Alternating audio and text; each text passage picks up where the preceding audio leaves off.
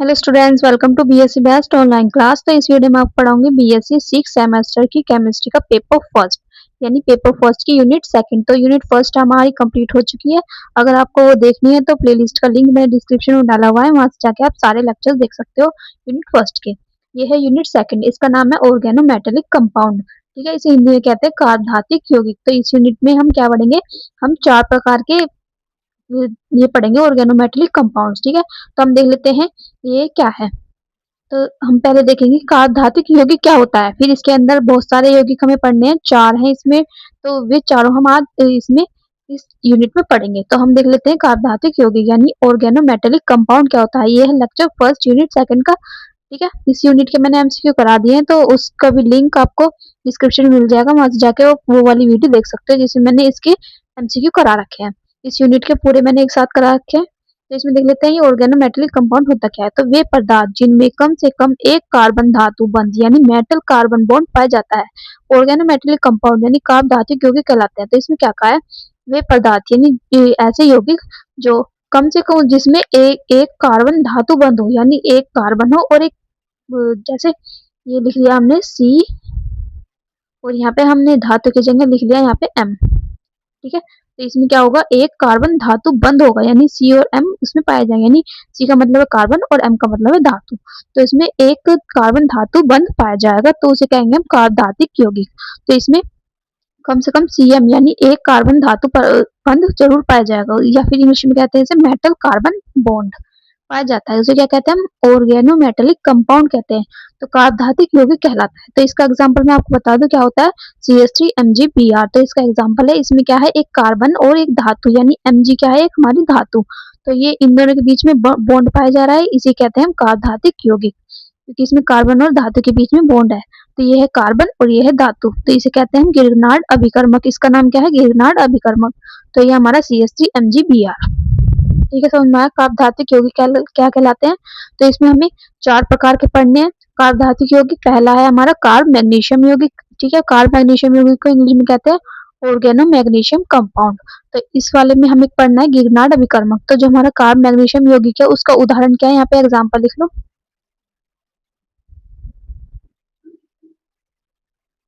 तो आपके सिलेबस में यही है गिरनार्ड अभिकर्मक, यानी कार्ब मैग्नीशियम यौगिक का एग्जाम्पल है गिरनार्ड अभिकर्मक।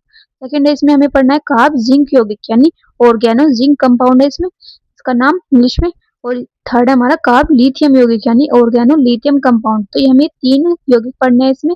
ऑर्गेनोमेटेलिक कंपाउंड में 3 यौगिक पढ़ने हैं। पहला कौन सा है, मैग्नीशियम, दूसरा है जिंक और तीसरा है लिथियम। तो मैग्नीशियम का उदाहरण इसमें दे रखा है गिरनार्ड अभिकर्मक। ठीक है, तो हम आज गिरनार्ड अभिकर्मक के बारे में समझेंगे और इसका स्ट्रक्चर समझेंगे। तो इसमें देख लेते हैं कि फर्स्ट ऑर्गेनो मैग्नीशियम यौगिक। तो हमने ये वाली जो हेडिंग बनाई है ऑर्गेनो मैग्नीशियम यौगिक, पहले इसे समझ लेते हैं फिर क्या होता है, फिर हम समझेंगे गिरनार्ड अभिकर्मक क्या होता है और फिर उसकी संरचना देखेंगे। तो हमने पहले लिख लिया ऑर्गेनो मैग्नीशियम यौगिक, या फिर आप लिख सकते हो कार्ब मैग्नीशियम यौगिक। तो इसमें देख लेते हैं वे कार्बनिक यौगिक, वे कार्बनिक यौगिक है यानी ऑर्गेनो मैग्नीशियम यौगिक वे कार्बनिक यौगिक है जिनमें कार्बन और मैग्नीशियम परमाणु के बीच सीधा सी सिंगल बॉन्ड Mg बंध होता है। यानी इसमें क्या कहा है, वे यौगिक जिसमें CMg बॉन्ड पाया जाता है, यानी ऊपर क्या था कार्ब मेटेलिक में, ऑर्गेनोमेटेलिक में उसमें यहाँ पे मेटल था और हमने मेटल की जगह यहाँ पे क्या रख दिया, मैग्नीशियम। तो मेटल की जगह आ गया मैग्नीशियम, तो इसका नाम बन गया ऑर्गेनो मैग्नीशियम यौगिक। अगर इस यहाँ पे सिर्फ मेटल होता तो हो गया ऑर्गेनो मेटेलिक यौगिक। ठीक है, तो यह कार्ब मैग्नीशियम यौगिक कहलाता है। यह मुख्य रूप से गिगनार्ड अभिकर्मक RMgX के रूप में पाया जाता है। तो इसका मुख्य उदाहरण मैंने बताया क्या होता है, गिगनार्ड अभिकर्मक। तो इसका गिगनार्ड अभिकर्मक का सूत्र है RMgX। ठीक है, तो देख लेते हैं गिगनार्ड अभिकर्मक होता क्या है। तो इस वीडियो में आपको गिगनार्ड अभिकर्मक के बारे में बताऊंगी और इसकी संरचना के बारे में आपको बताऊंगी। फिर अगली वीडियो में हम इसकी प्रिपरेशन के बारे में और इसकी केमिकल प्रॉपर्टीज और फिजिकल प्रॉपर्टीज के बारे में जानेंगे। तो इसमें देख लेते हैं गिगनार्ड अभिकर्मक। इस यौगिक की खोज किसने की थी, विक्टर गिगनार्ड ने। तो इसी के नाम पर इसका नाम रखा गया था गिगनार्ड अभिकर्मक। तो इस यौगिक की खोज किसने की थी, विक्टर गिगनार्ड ने 1900 में की थी। ठीक है, 1900 सन में की थी, और जिसके लिए इन्हें 1912 में नोबेल पुरस्कार से सम्मानित किया गया। किसको, विक्टर गिगनार्ड को 1912 में इसके लिए नोबेल पुरस्कार से सम्मानित किया गया था। सेकंड इसमें इसे कार्ब मैग्नीशियम यौगिक कहते हैं। तो आपको पता चल गया होगा गिगनार्ड अभिकर्मक क्या है, कार्ब मैग्नीशियम यौगिक है। गिगनार्ड अभिकर्मक का सूत्र है RMgX होता है। ठीक है, तो इसकी संरचना देख लेते हैं। इसकी संरचना कुछ इस प्रकार है। इसमें होता है आर Mg पॉजिटिव और X नेगेटिव। आर की जगह हम यहाँ पे अल्किल ग्रुप और एलिल ग्रुप दोनों लिख सकते हैं, यानी इसमें बेंजीन वाली भी आ सकती है जो C6H5 होता है, और एलिल भी आ सकता है जैसे CH3C2H5, ये अल्किल ग्रुप, ठीक है। और हम इसकी संरचना इस प्रकार भी बना सकते हैं, बेंजीन और Mg पॉजिटिव X नेगेटिव। तो ये इसकी दोनों संरचना हो सकती है। तो इसमें देख लेते हैं कि इसकी संरचना के बारे में क्या कहा गया है। तो इसमें देख लेते हैं, गिरनार्ड अभिकर्मक का सामान्य सूत्र RMgX है, जहाँ R क्या है, एक एल्काइल या फिर एलिल समूह है, यानी इसमें हम एलिल समूह और एल्काइल समूह दोनों रख सकते हैं। और X एक क्या है, हेलोजन। तो हेलोजन में हम क्या क्या रख देंगे, Cl, Br और I, इन तीनों में से हम कुछ भी रख सकते हैं। यह एक कार्ब मैग्नीशियम यौगिक है। ये कैसा है, कार्ब मैग्नीशियम यौगिक है, जिसमें इसकी संरचना में कार्ब मैग्नीशियम यानी CMg बंध अत्यधिक ध्रुवीय होता है, यानी ध्रुवीय होता है, ठीक है।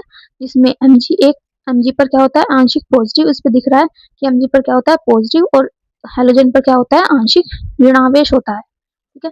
इस ध्रुवीयता इसे एक उत्कृष्ट नाभिक स्नेही बनाती है। तो ये ध्रुवीयता इसको क्या बनाती है, एक उत्कृष्ट नाभिक स्नेही यानी न्यूक्लियोफाइल बनाती है। तो ये हो गया इसके स्ट्रक्चर के बारे में कुछ जानकारी, ठीक है। तो अगली वीडियो में हम पढ़ेंगे इसके प्रिपरेशन के बारे में, गिरनार्ड अभिकर्मक के। तो अगर वीडियो अच्छी लगी तो वीडियो को लाइक करें, और इसका PDF आपको डिस्क्रिप्शन में मिल जाएगा, वहां से जाके आप डाउनलोड कर सकते हो। Thank you so much for watching my video.